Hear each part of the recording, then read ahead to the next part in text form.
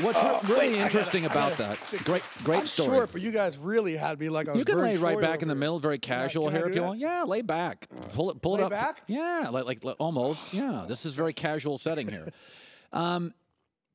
So in the end, I was talking yesterday. Who do we have on? And they said Eric Mangini said the surprising thing on that move to me was he goes, I know the Patriot way pretty well. I was there for years. He goes, in the end, a franchise quarterback is worth more than a second rounder, and Bill doesn't lose these deals. In the end, they did make the deal. What was the difference maker? No, I think what they realized is if they were going to bring Garoppolo back, he'd probably end up having to make more than Brady, and they just couldn't do that. They couldn't do that. You can't do that to Tom. And in the end, they love Garoppolo. They're like, he's like, I want to play. I know. And the interesting thing is, this year in training camp, when I was doing my DraftKings tour bus thing, I was talking to Brady, and we were talking about how it's kind of easier now for guys like that to excel later on in their career because the way that the new generation of players come in, that they don't know how to work like the Tom Brady's of the world, right? So it's easier. So when you have a work ethic like Tom, who just decides I'm going to outwork the world. I mean, he was a sixth-round pick who said, I'm just going to outwork everybody and get what I need, and that's what all the great ones have figured out. It's not that hard to figure out. It's easier because it really creates a bigger distance. Guys are coming in with a work ethic down here. He has it up here, so it's easier for him to be great longer. And obviously, there's no signs of this guy slowing down at all. Right. I mean, nothing. I was talking to a head coach last night with a very good franchise quarterback, older guy. He says, you start seeing signs of guys start to wilt a little bit. Arm strength, right? Some vision. I see a little bit with Drew Brees, just a little bit. Right, but not Tom. He said, Tom is like, this guy's just not from this planet. He's different. And by the way, we haven't said that thing with Lynch. Yeah. Last night was the first time I got the chance to talk to John about it. And his takeaway? And he critiqued our show on it. He's like, oh, man, I love how those guys were laughing. It was really funny, right? He said, when I told you the story, I didn't realize how ridiculous it was. Right. That in John Lynch's mind, he's like, yeah, you said this thing, so I'm going to ask for Tom Brady. He said, until I heard you, I didn't realize how ridiculous of a request it was that I made. But John Lynch has now made the two best trades from April to now, right? Dropping back one pick with the Bears, getting all those. And now this for Jimmy Garoppolo. Oh, that's a great point. He's done a phenomenal job. And I know that they haven't won a game, but they got the right guy there. No, I just said this before you came out here. Jay, if they don't beat the Giants this weekend, it's their last good matchup. Right. They almost assure a first or a second pick, and they've got Garoppolo. Right. There will be a bidding war. Oh, my God. Well, look what the Redskins gave up for RG3. Look what people give up to get – look what Philly gave up all the way up to go up for Wentz, right? It's like they are in such a good position right now, and they don't need a quarterback, and they love – and the other thing is what Lynch loved about Garoppolo. He said he sat there with Tom for all these years, and he has picked up everything, but he's – kind of learned from Tom how to be a young Tom Brady. So, Tom now has a lot down where, he does outwork the world, but it was different time spent before we had a family. He said Garoppolo now is taking on the traits of a young Tom Brady and just there constantly. He's anything and everything you ever wished that a player would be when they come in this league, that literally outworking every person on that team. You have a really good connection through the years because you're from New Jersey, New York. So I like to say from outside New York. Yes. That's okay, man. I'm from a place that rhymes with Ersey poor. But you really well connected with the Giants, and I'm always very reluctant when there's a leak. And everybody we've quit on the coach, and I'm like, listen, I've worked at sports companies. Yeah, there's always leakers. Absolutely. Oh.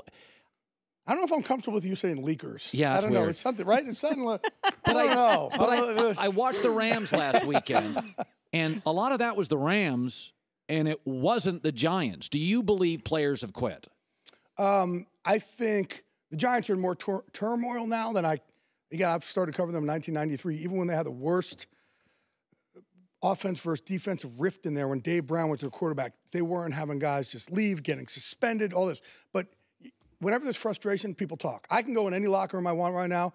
Out of 53 guys in there, there's enough crazy dudes in there who can tell me whatever I want about anything. I can get them to say anything I want about, and that's why I don't go on two anonymous sources with something. But is there frustration? You're damn right there's frustration. They're 1-7. Absolutely. But this is the same coach a year ago where players are going, man, what a great change this was from the how rigid Tom Coughlin was. Of course. He really commanded the room, which it's impressive what he's done. And all of a sudden, he's a dumb coach. You don't become a dumb coach in a year. It doesn't happen. I think frustration's definitely boiling over, and I do think at this time of the year, there's a lot of teams who we're in November, right? So this is about the time they start looking at their Bahama schedule and their St. Martin schedule. Yes, and that's a real thing. It really is. I'm not trying to be funny here. Yeah. They're like, hey, we got 8 weeks, whatever it is, 9 weeks. We just can't wait to get out of Dodge because there is no hope in sight for them right now. That's right. Absolutely. The Indianapolis situation, I think the Niners are really in a sweet spot having Garoppolo in that pick. And I'm such a John Lynch fan. I find I'm not supposed to root for people, but I'm rooting for John Lynch because he's such a good dude.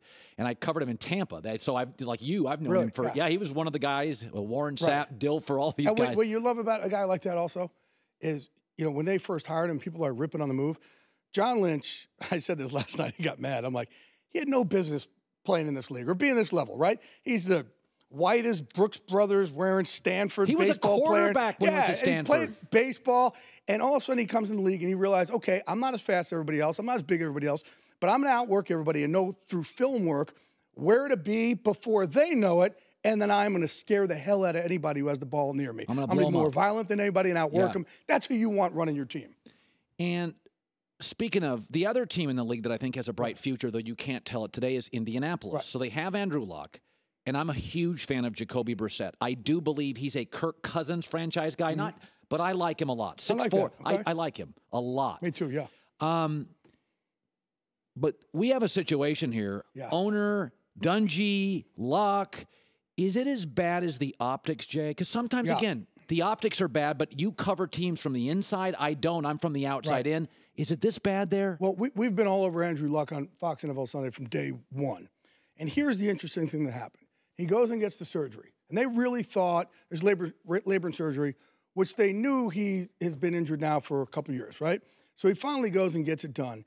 And they legitimately thought, okay, he'll be ready week 1. And then camp time, they're going, his arm just isn't strong enough, probably week 2. Well, then week 1, they realized his throwing motion's off, right? So the work that he'd done, they then had to convince him to go see a specialist to fix the throwing motion. Once they fixed the throwing motion, then he had to go back to strengthening the arm. Once the arm started getting strengthened, he started feeling pain, which he shouldn't have felt at that point. So there was just utter frustration. So then that's when we reported, look, they're going to send him to more specialists, and they're thinking about shutting him down, which they did at that point. The problem here is the last general manager, Ryan Grigson, gave Andrew Luck a deal. When you know his shoulder is this issue, you never know. I know that Drew Brees came back from a labrum, but guys like, I think it was Tony Baselli's career ended from that. You never know how it's going to affect a quarterback when you tear that labrum. And he gave him a contract where they were just stuck. It doesn't matter. They still owe him. They already paid him $60-something million. They still owe him no matter what, another $30 million in guarantees. There's nothing you can do. So if Andrew Luck's shoulder doesn't get better or he needs another surgery, he's just not the same guy, no matter what, they are stuck with Andrew Luck with a lot of money on their books. Wow. Finally, Martella, you know what? I'm going to save this for another day. I want to pop up. You do a lot of work for the veterans. You have always been really more than perhaps anybody I've ever worked with. You have the Glazer Veterans Day MVP Foundation. Give it some love here. I appreciate it. Well, we're going down this week for Fox. Since I've signed here with Fox in 2004, every single year, they have sent us or me or somebody here from Fox to a military base, which we're doing this weekend here in Norfolk. That we've gone either on Veterans Day or Pearl Harbor or Thanksgiving. I'm proud. We do more Fox, I think, than anybody else. There's no and question. When we say we thank you for your service, it's not cliche. We really mean we thank you for your service. And Fox has been great to help us with a foundation I have called MVP Emerging Vets and Players. Started with Nate Boyer, former Green Beret, obviously played for the Seahawks. We're taking ex-combat vets who just need a new team when the uniform comes off, and ex-NFL players who need a new team when the uniform comes off, and we're merging them together, and we're giving them a new team. The biggest thing is these guys in the military are looking at it like, I'm alone. Like, no, you're not alone. And use what you learned in the military, in your next step in life, you learn in the military. Like discipline. I'm loyal, I'm disciplined. You could think, obviously, under fire, under pressure, better than anybody else. And you come back here like, I'm different. I'm like, no, you're different. Use that. And our ex-players come back. I mean, they finish up. They're like, oh, man, I used to play in the NFL. I'm like, no, you used to play in the NFL. Look at it differently. You play in the NFL is not who you are. What's behind your rib cage to beat out 1 million people to play in the NFL, that is who you are. So you use that in your next step. But when these guys are alone, they struggle. So now we're giving these guys a team again. In fact, we deployed about 15 or 20 of our former vets and NFL players down in Houston with boats and jet skis, and because they're so incredibly well equipped to handle this, just to help and go rescue people that were stranded down there. And the one thing, if I can real quick, the message I'm trying to give this week for all our veterans out there, every vet, think of something that makes you proud of what you did in the service. Something, because there's no individuality in the military. Think of something that made you proud. And we're celebrating you this week. Think of something that you could celebrate yourself and use that to prop up your year from now until the next Veterans Day, because you should be proud because of what you guys do in your sacrifice. Well said, How cool. Jay Glazer. We'll be back in L.A. It's The Herd. Thanks for watching. Subscribe here to get the latest from the show. Also, be sure to check out more of the best clips from The Herd, or go watch a few segments from the newest show on FS1, First Things First, with Chris Carter and Nick Wright.